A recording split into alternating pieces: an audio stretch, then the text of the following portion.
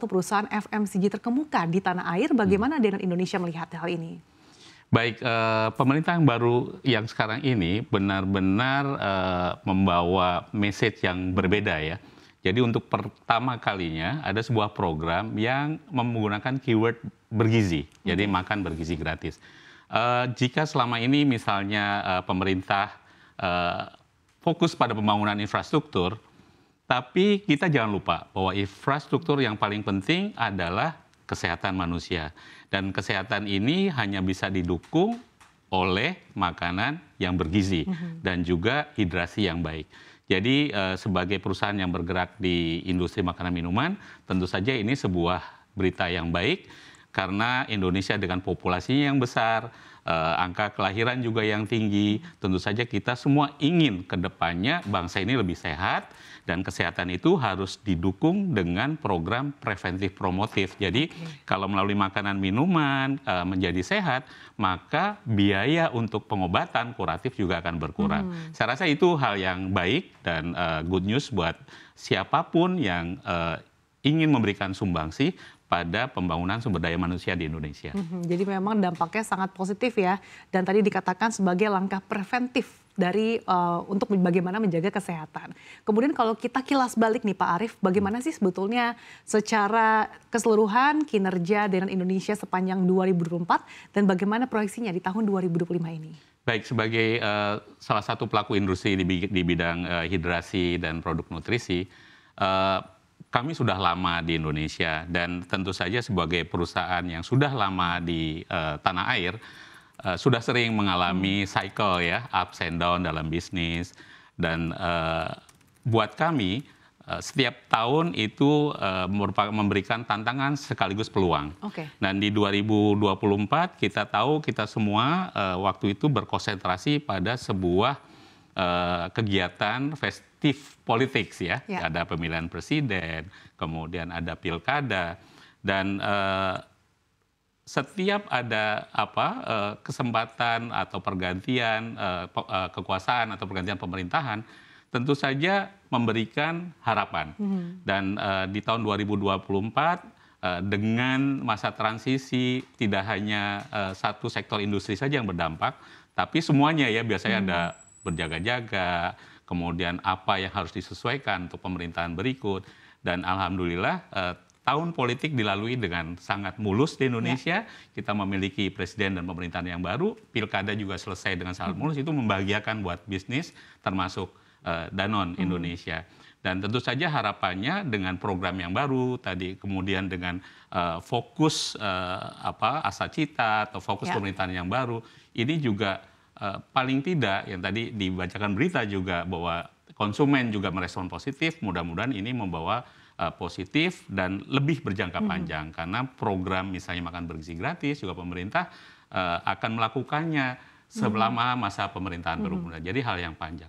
Tentu saja harapannya ya industri makanan minuman biasanya industri yang dalam keadaan apapun orang perlu makan dan minum. Defensif ya Pak, bisa dikatakan. Orang ya resistensinya tinggi ya. Namun tentu saja tadi purchasing power, kemudian preferensi konsumen, pilihan yang banyak di pasar juga menjadikan tantangan yang perusahaan harus adaptasi. Semakin banyak pilihan, kita juga harus melakukan edukasi bagaimana atau kenapa produk kita itu relevan, selalu relevan dengan konsumen di sepanjang zaman. Aqua sudah 50 tahun lebih, produk susu SGM misalnya sudah 70 tahun lebih, dan lintas generasi. Produk yang biasanya lintas generasi itu pasti harus selalu melakukan penyesuaian agar produk tersebut selalu relevan di sepanjang zaman. Sebelum kita berbicara terkait dengan purchasing power, tadi terkait dengan pilkada, pilpres, ini kan momentum yang dilaksanakan serentak di tahun 2024, di tahun yang sama. Seberapa besar momentum ini bisa berdampak positif bagi kinerja Danone Indonesia? Kalau pergantian atau transisi atau aktivitas politik ini berlangsung damai, aman, itu sudah plus point. Tidak hanya Danone, buat semua industri. Yang berikutnya tinggal, pastinya kan ada pejabat-pejabat baru, ada penguasa-penguasa baru di level pemerintahan nasional maupun lokal. Industri juga harus melakukan adaptasi, ya karena prioritas kebijakan bisa jadi bergeser. Kemudian juga mungkin urgensi yang tadinya prioritas satu jadi prioritas keberapa, dan kita harus beradaptasi dengan itu. Yang terpenting adalah buat industri konsistensi dari kebijakan antara nasional dengan lokal, karena misalnya Aqua memiliki pabrik ada 20 misalnya, kemudian Danone ada 24 seluruhnya ya dengan Aqua. Dari ujung Sumatera di Brastagi sampai di Manado Air Madidi. Kalau pilkada udah selesai, otomatis kita juga berharap ya siapapun yang menang di pilkada itu, siapapun yang duduk di wakil rakyat juga akan memikirkan kesinambungan. Karena sebagai industri kita ingin juga dianggap sebagai stakeholders yang berperan. Jadi we are part of the solution, bukan part of the problem. Nah, untuk menjadi solusi, kita bisa memberikan dampak ekonomi, sosial, dan lain-lain ya sebagai stakeholders.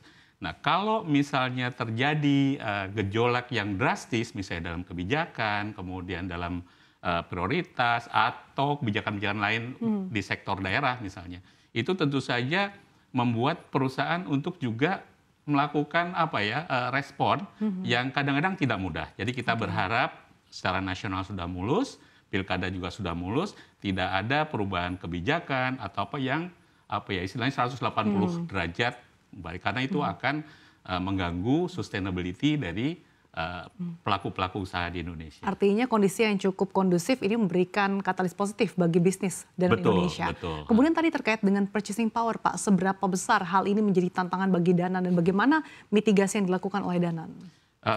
Purchasing power tentu saja sangat penting karena kita tahu Indonesia berhasil berapa kali mengatasi krisis karena daya beli masyarakat atau domestic demand, ya, permintaan domestik.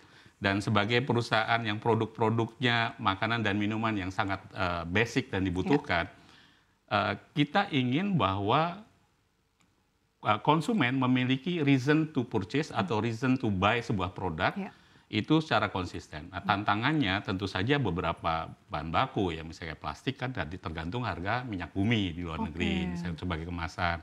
Kemudian susu kita masih menghadapi tantangan karena suplai domestik belum cukup.